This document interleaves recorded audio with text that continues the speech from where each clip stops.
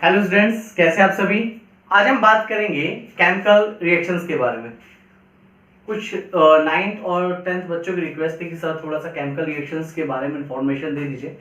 तो आज हम कुछ केमिकल रिएक्शंस के बारे में पढ़ेंगे। जैसे कुछ रिएक्शंस ऐसी होती हैं जिसके अंदर गैसेस इवॉल्व होती हैं, कुछ रिएक्शंस ऐसी होती हैं जो हीट एब्जॉर्ब करती हैं, कुछ रिएक्शंस ऐसी होती हैं जिनको करने पे कलर चेंज हो जाता है, कुछ रिएक्शंस ऐसी होती हैं जिनमें स्टेट चेंज हो जाती है। फॉर एग्जांपल सॉलिड से लिक्विड, ठीक है, और लिक्विड से आपका गैसेस स्टेट में। पहले हम कैरेक्टरिस्टिक ऑफ केमिकल रिएक्शंस के बारे में पढ़ेंगे, उसके बाद हम टाइप्स ऑफ केमिकल रिएक्शंस पढ़ेंगे। चलिए स्टार्ट करते हैं।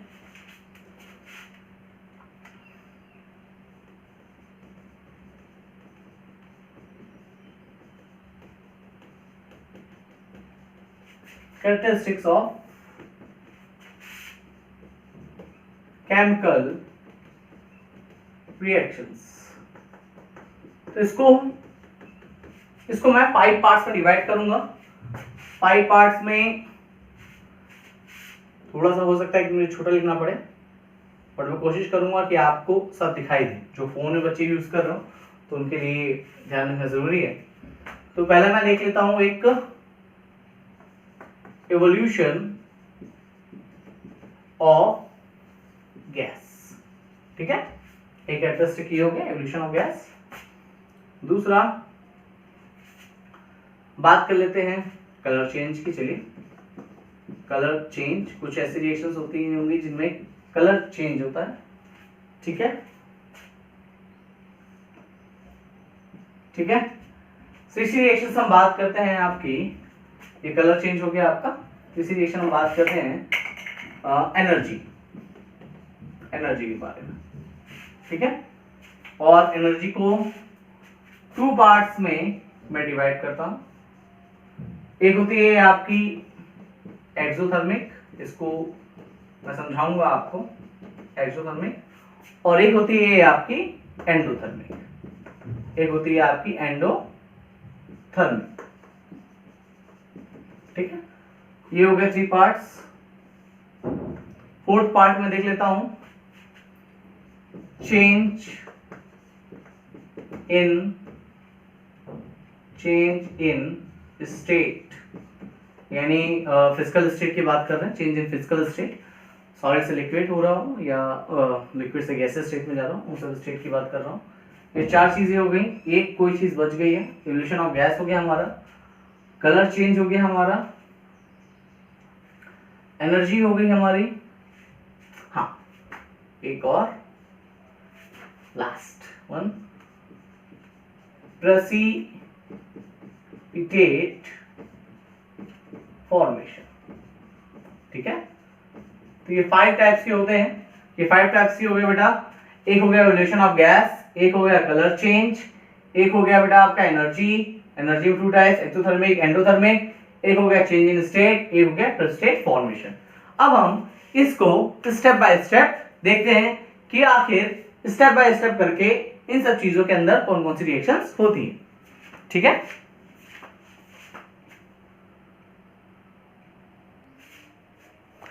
तो इवोल्यूशन ऑफ गैस के अंदर अब हम देखते हैं,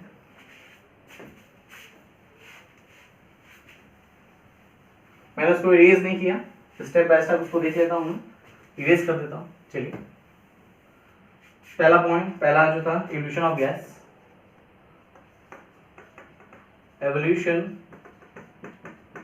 ऑफ गैस, ठीक है, गैस का निकलना। मैं एक नॉर्मल से एग्जांपल ले लेता हूं, ये सबको आता होगा। जिंक सॉलिड स्टेट में प्लस H2SO4, ठीक है, डाइल्यूट, ठीक है, रिएक्ट करते हैं तो हमें मिलता क्या है बेटा, जिंक सल्फेट मिलता है एक्वस फॉर्म में।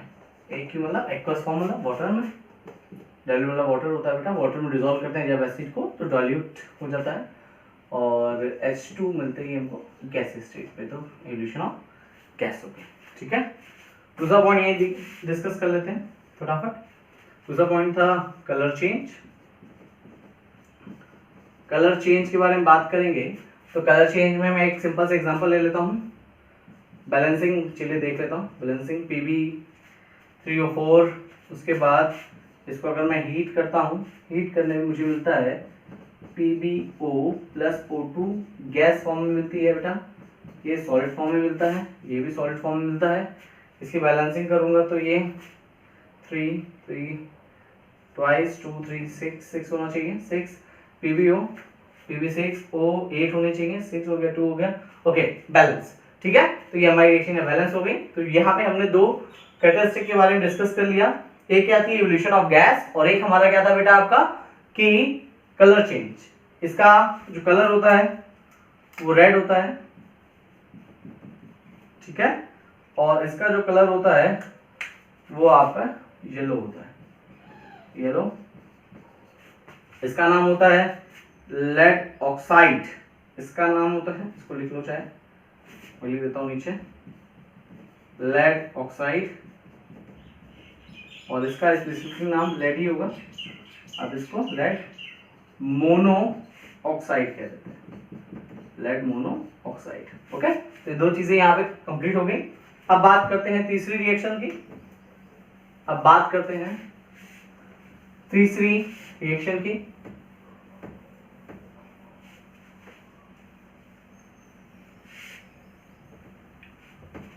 ठीक है, तीसरी रिएक्शन में अगर आप देखेंगे तो तीसरी रिएक्शन क्या होती है बेटा, उसको देख लेते हैं।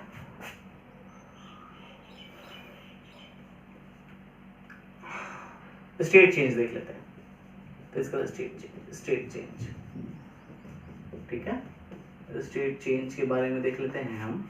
स्टेट चेंज का मतलब हो गया कि कोई मान लीजिए मैंने वाटर ले लिया, वाटर लिक्विड स्टेट में था, इलेक्ट्रिक आर्क दिया, यानी हल्का सा स्पार्क देते हैं इसको, इसको इलेक्ट्रिक आर्क कहते हैं, इलेक्ट्रिक आर्क दिया।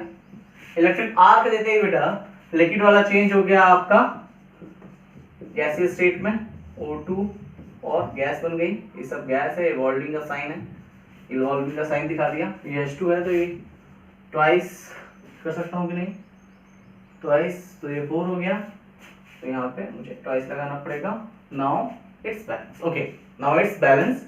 आगे देखते हैं फोर्थ पॉइंट हमारा, फोर्थ पॉइंट में देखेंगे, फोर्थ पॉइंट में था क्या एनर्जी, एनर्जी लास्ट में डिस्कस करते हैं कि उसमें दो पॉइंट्स है। अब फिजिकल स्टेट हो गई, अब हम बात कर लेते हैं किसका, प्रेसिपिटेट फॉर्मेशन। प्रेसिपिटेट इंपॉर्टेंट है बेटा बहुत, प्रेसिपिटेट फॉर्मेशन, ये सब चीजें आपको इंफॉर्मेशन होनी चाहिए। तो मैं काफी बेसिक लेवल का बता रहा हूँ, ये 9th और 10th के बच्चों के लिए है, और जिनका थोड़ा सा बेस थोड़ा सा वीक है उनके लिए है, वो भी देख सकते हैं, कोई इशू नहीं है।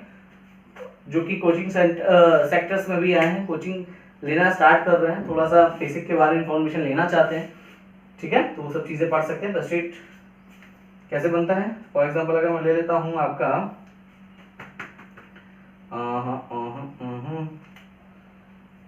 AgNO3,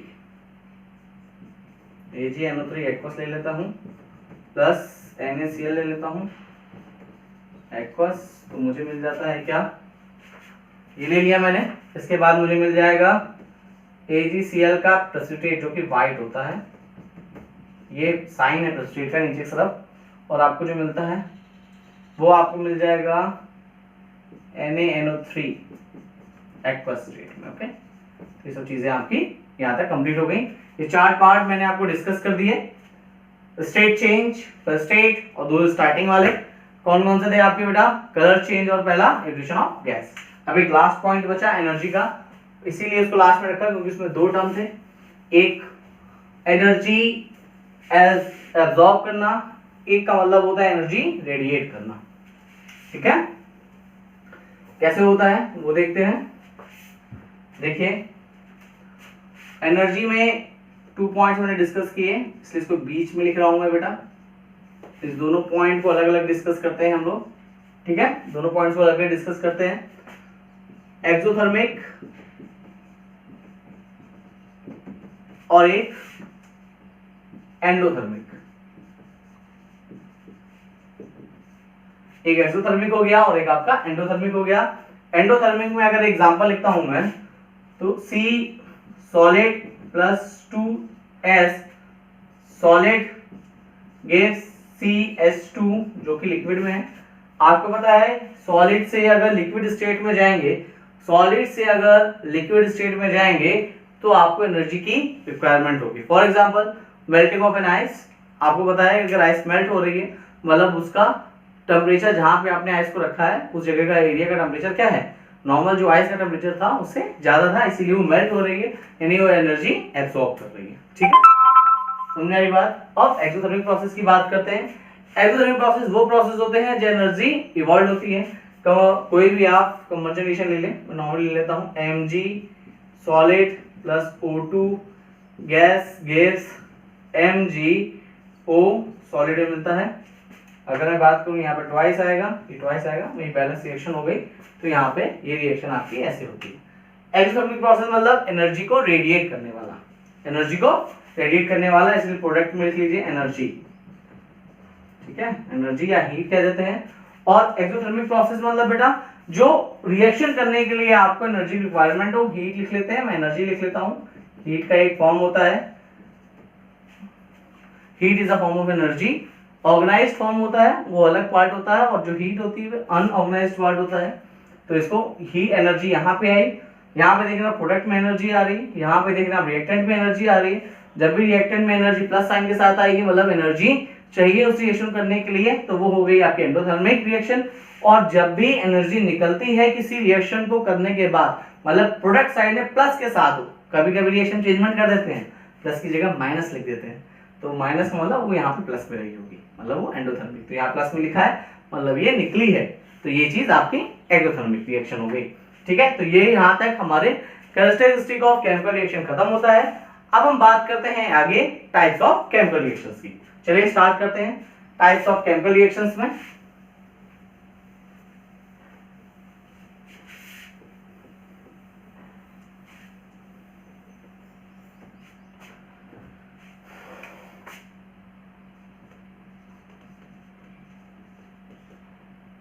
टाइप्स ऑफ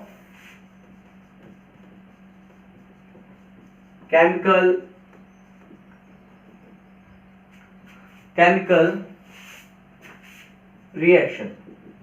तभी हम बात करेंगे टाइप्स ऑफ केमिकल रिएक्शंस की।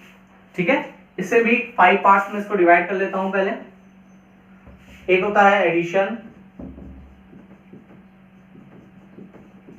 एक होता है आपका एडिशन, थोड़ा बड़ा लिख देता हूं शायद छोटा हो गया। एक होता है आपका एडिशन,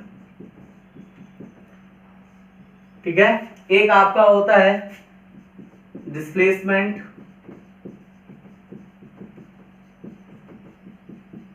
ठीक है। एक आपका होता है रिडॉक्स, ठीक है। एक आपका होता है एनर्जी, एक आपका होता है एनर्जी, और एक और होता है बेटा, एक और होता है, उसमें जगह उधर जगह नहीं थी इसलिए मैं यहां नीचे लिख दे रहा हूं। डिस्प्लेसमेंट, एक होता है डिकम्पोजिशन, डिकम्पोजिशन, डिकम्पोज होना, ऐसा नेम इंडिकेट कर रहा है, डिकम्पोज होना, ठीक है। एडिशन को फर्दर डिवाइड किया गया। एडिशन कैसे कैसे हो सकती है, इसके 3 पार्ट्स डिवाइड किए गए। कैसे कैसे बेटा, एलिमेंट,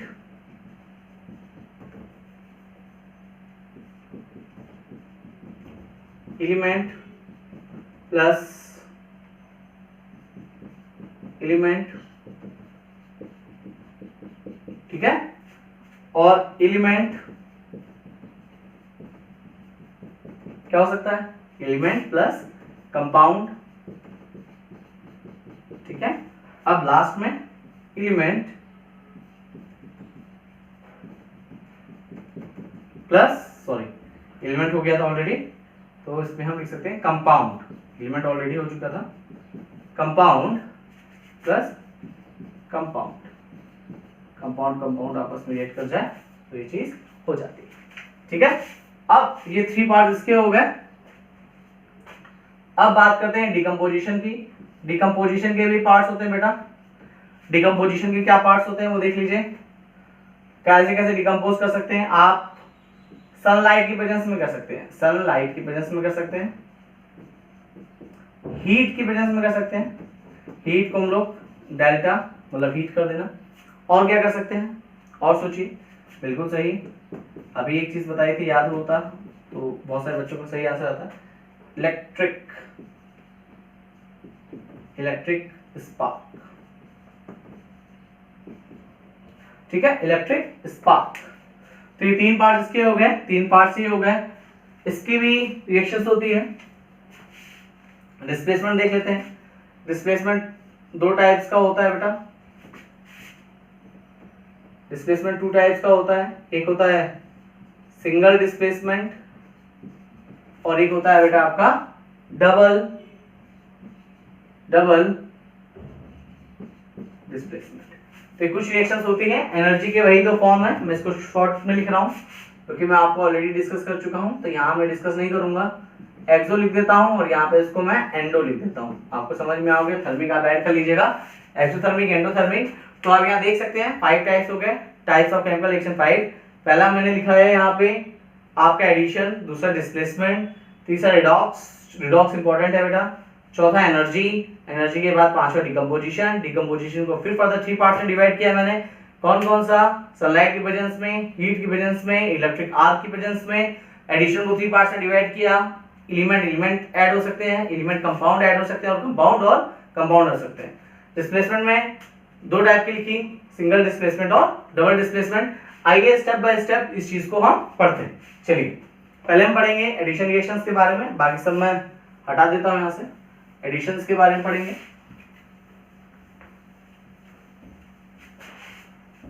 बहुत शॉर्ट में समझा रहा हूं, बहुत शॉर्ट में, और पूरा कंसाइज और प्रिसाइज नोट आपके पास तैयार होने बेटा। जो बच्चे मेरा वीडियो लेक्चर देख रहे हैं उनको पता चल रहा होगा कि उनके पास कितनी इंपॉर्टेंट इंफॉर्मेशन जा रही है। बहुत ही कम समय में क्या क्या चीज वो अच्छे से कवर अप कर सकते हैं और कितनी ज्यादा इंफॉर्मेशन गैदर कर सकते हैं। तो प्लीज देखते रहिए।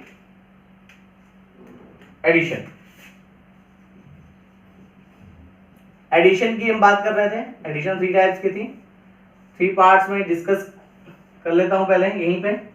अब मैं E प्लस E लिखूंगा, इसका एग्जांपल लिखूंगा, ठीक है। E प्लस C मतलब एलिमेंट प्लस कंपाउंड का एग्जांपल लिखूंगा, और C प्लस C मतलब कंपाउंड प्लस कंपाउंड का एग्जांपल लिखूंगा। एलिमेंट प्लस एलिमेंट कोई भी दिमाग में बताइए फटाफट। बिल्कुल सही, सिंपल सा एग्जांपल लिख लो, H2 प्लस O2, ठीक है।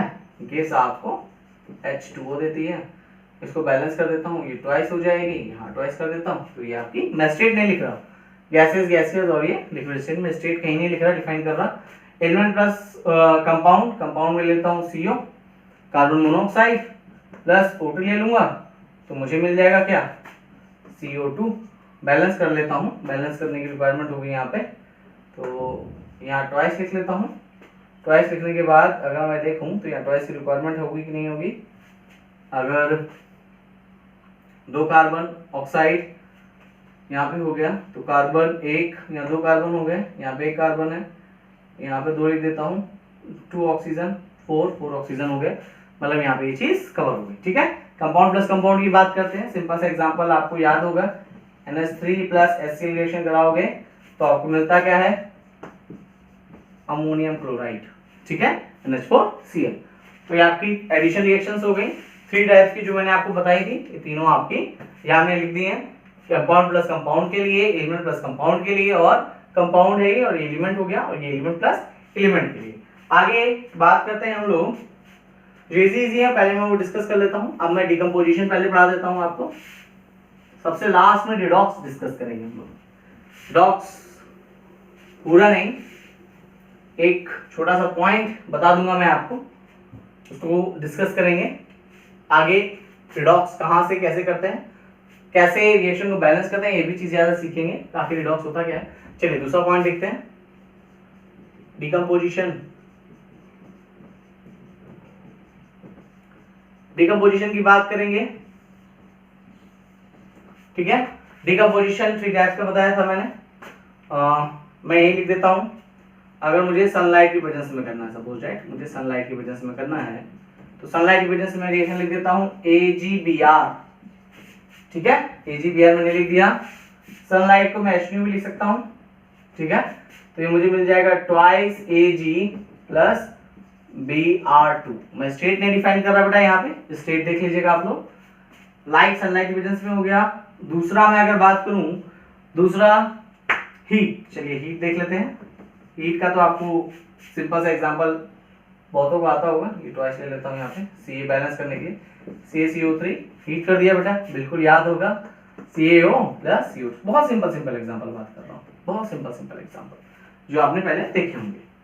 सनलाइट हो गया, हीट हो गया, क्या बचा बेटा, सनलाइट हीट हो गया। आप इलेक्ट्रिक आर्क, इसकी जरूरत मुझे नहीं लगता कि मुझे बताने की जरूरत है, कुछ बच्चों ने ऑलरेडी दिमाग लगा लिया।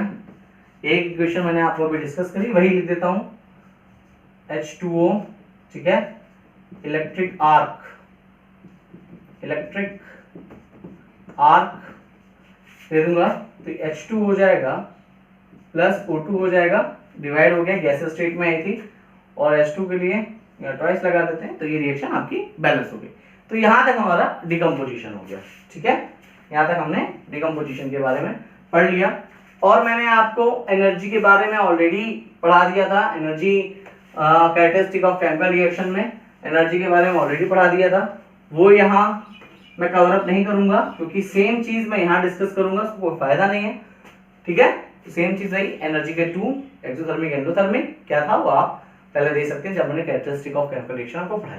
तो तीन चीजें कवर हो गई। चौथा क्या था, डिस्प्लेसमेंट देख लेते हैं भाई, ये भी मैं आपको इंडायरेक्टली में पढ़ा चुका हूँ, डिस्प्लेसमेंट रिएक्शन। अब बात करते हैं इसकी सिंगल डबल, सिंगल की बात कर लेते हैं बेटा, और एक डबल डिस्प्लेसमेंट। सिंगल डिस्प्लेसमेंट का एग्जांपल मैं डिस्कस कर चुका हूँ, वही एग्जांपल ले लेता हूँ बेटा, या तुमको आपको और कुछ लेना तो और ले लो। दूसरे लेता हूँ Fe सॉलिड ले लेता हूँ, प्लस कॉपर सल्फेट ले लेता हूँ बेटा। कॉपर सल्फेट जैसे ही लेंगे ये एक्वा स्टेट में होगा, जैसे ही लेंगे आपका एक्वा स्टेट में FeSO4 आ जाएगा एक्वा स्टेट में, ठीक है, और प्लस कॉपर सॉलिड में हो जाएगा। क्यों हो जाएगा, क्योंकि रिएक्टिविटी एक सीरीज होती है इलेक्ट्रोकेमिस्ट्री के अंदर, उसके अंदर आयरन कॉपर से बहुत ऊपर आता है, ठीक है। डबल रिएजेंट मतलब इसने केवल एक को रिप्लेस किया, डबल के अंदर भी आप पढ़ चुके हो, AgNO3, एक एग्जांपल मैंने नहीं बताया, AgNO3 के साथ बिल्कुल सही NaCl की रिएक्शन करवा देंगे। AgBr NaCl या NaI या NaBr, NaI मत लीजिएगा, AgNO3 NaCl, तो हम बात करेंगे Ag, ये हो गया, प्रेसिपिटेट मिल गया अब आपको, और NaNO3 मिल गया, तो डबल डिस्प्लेसमेंट हो गई। सिल्वर ने Na को रिप्लेस किया और Na को रिप्लेस किया सिल्वर ने, तो ये एक दूसरे के अपोजिट साइड में आ गए, तो ये आपकी डिस्प्लेसमेंट रिएक्शन हो गई, सिंगल और डबल। तो यहाँ पे डिस्प्लेसमेंट कवर हो गया, एनर्जी हो गई, डिकम्पोजिशन हो गया, और आपका एडिशन हो गया। लास्ट टॉपिक बचा रिडॉक्स रिएक्शन। रिडॉक्स रिएक्शन मैं बहुत छोटा सा पॉइंट रखूंगा यहाँ पे, उसके बारे में डिस्कस करेंगे रिडॉक्स के बारे में। पहले मैं एक आपको दिखाता हूँ कैसे चेक करते हैं।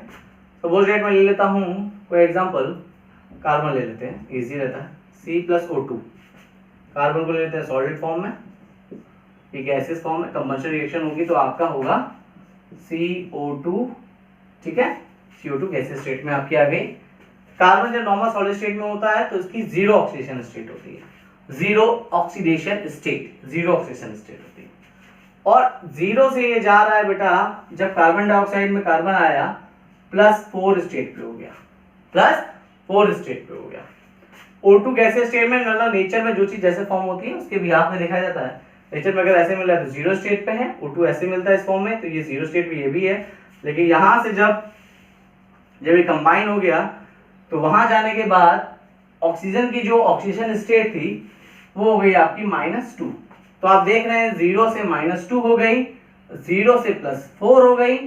तो आप यहां कह सकते हैं कि कार्बन ऑक्सीडाइज्ड हुआ है और ऑक्सीजन ने इलेक्ट्रॉन लिया है तो वो रिड्यूस्ड हुआ है, मतलब जो इलेक्ट्रॉन डोनेट करता है वो ऑक्सीडाइज्ड होता है और जो इलेक्ट्रॉन एक्सेप्ट करता है वो रिड्यूस्ड होता है। बात समझ में आ रही है? तो इसी को रिडॉक्स कहते हैं। रिडॉक्स का अगर फुल फॉर्म लिखोगे बेटा तो रिडॉक्स जो होता है, ये रेड मतलब होता है रिडक्शन, और OX मतलब ऑक्स जो होता है यहाँ पे, इसका मतलब होता है आपका, बिल्कुल सही, तो बच्चों दिमाग में क्लिक कर गया, ऑक्सीडेशन।